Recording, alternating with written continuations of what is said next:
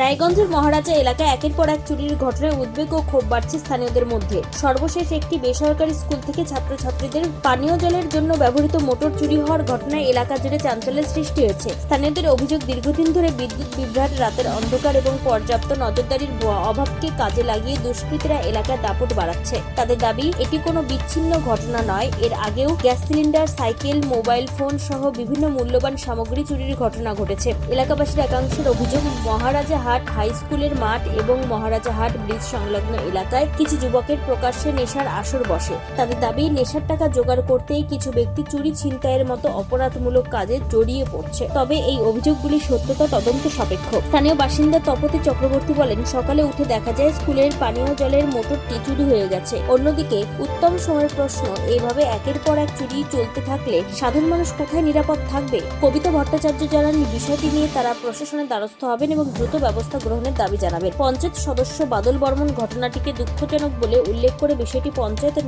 প্রধানের নজরে আনার আশ্বাস দিয়েছেন। এদিন স্থানীয় বাসিন্দা তপতি চক্রবর্তী আর কি বলতে চেয়েছেন শুনুন। আমার নাম তপতি চক্রবর্তী। কালকে কোনো দিন এরকম ঘটনা ঘটেনি, কিন্তু কালকে আমি যখন আমার ছেলে হলো শিলিগুড়িতে ট্রান্সপোর্টে কাজ করে, তা আমার ছেলে হলো আসছে, বাড়িতে আসছে, একটু অসুস্থ হয়ে গেছিলো, কয়েকদিন ধরে আছে। তার কাজকে ভোরে চলে যাবে, তা বলছি মা উঠো, 4:42 বাজে তখন আমি উঠলাম।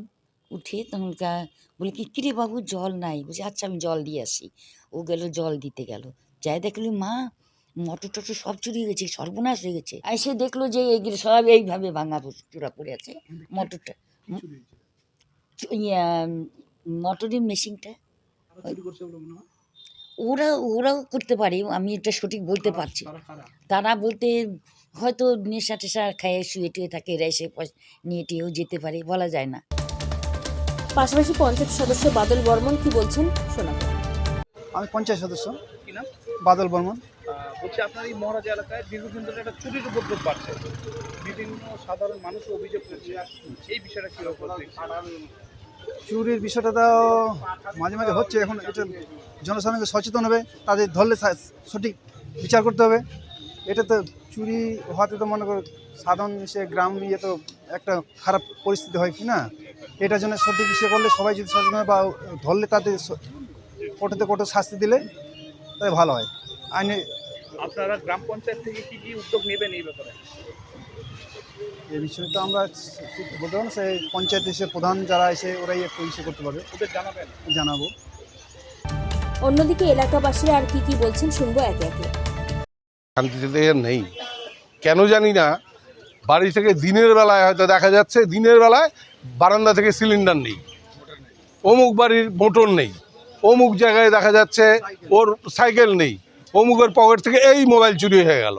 এই যে চুরিগুলো, এগুলো কিন্তু দিনের পর দিন বেড়েই চলছে। আমরা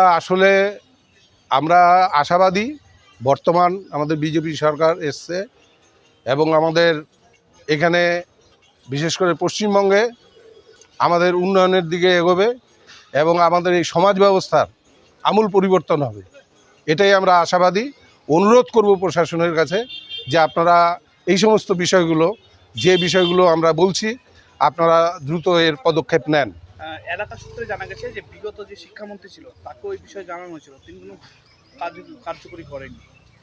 হ্যাঁ, একথা সত্য, ওনাকে বলা হয়েছিল, অনুরোধও করা হয়েছিল এবং আমরা পরবর্তীতে দেখলাম যে উনি কর্ণপাত করেছিলেন বিষয়টা, কিন্তু দৃষ্টিপাত উনি করেননি।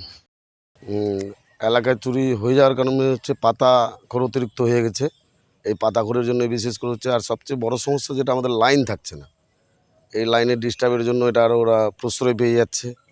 বেশ কিছু মাতালের উপদ্রব বেড়ে গেছে, পাশেই এক স্কুলের মোটর চুরি হয়ে গেছে। তো কীভাবে দেখছেন বলতে, এটার ইমিডিয়েট কোনো ব্যবস্থা নেওয়া উচিত প্রশাসনের থেকে, না হলে এটা দিনের দিন বেড়েই যাবে। অনেক বাড়ি থেকে গ্যাসের সিলিন্ডারও চুরি হয়ে যাচ্ছে, তো এগুলোকে দেখা উচিত প্রশাসনের তরফ থেকে। যদি প্রশাসন না স্টেপ হয়, আগামী দিনে এটা আরও বড় ধরনের কিছু হতে যাবে। তবে একের পর এক চুরির ঘটনায় সাধারণ মানুষের নিরাপত্তা নিয়ে প্রশ্ন উঠতে শুরু করেছে। এলাকাবাসীর দাবি, দ্রুত তদন্ত করে দুষ্কৃতীদের শনাক্ত করতে হবে এবং মহারাজা এলাকায় স্থানীয়ভাবে আইন শৃঙ্খলা ও নিরাপত্তা নিশ্চিত করতে হবে। উত্তর দিনাজপুরের রায়গঞ্জ থেকে নিজস্ব প্রতিনিধির রিপোর্ট, টাইমস 14 বাংলা। ভর্তি, তাই আর দেরি না করে আজই আসুন রায়গঞ্জের চণ্ডীতলায় হেলথ প্লাস মাল্টি স্পেশালিটি ক্লিনিকে এবং এখানে পান অভিজ্ঞ ডাক্তার দ্বারা ফ্রি স্কিন টেস্ট।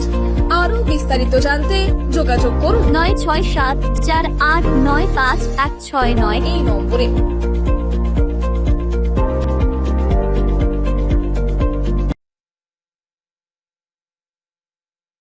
আজ তোমার বিয়ে সাজলো নতুন সাজে,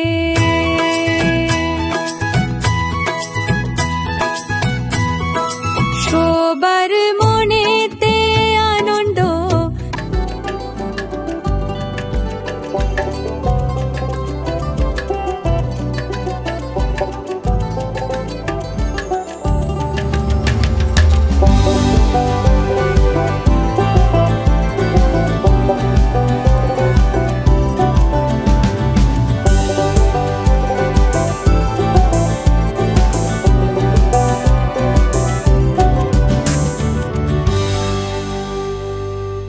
রাখুন সেই সঙ্গে টাইমস 14 বাংলার ইউটিউব চ্যানেলকে সাবস্ক্রাইব করতে ভুলবেন না।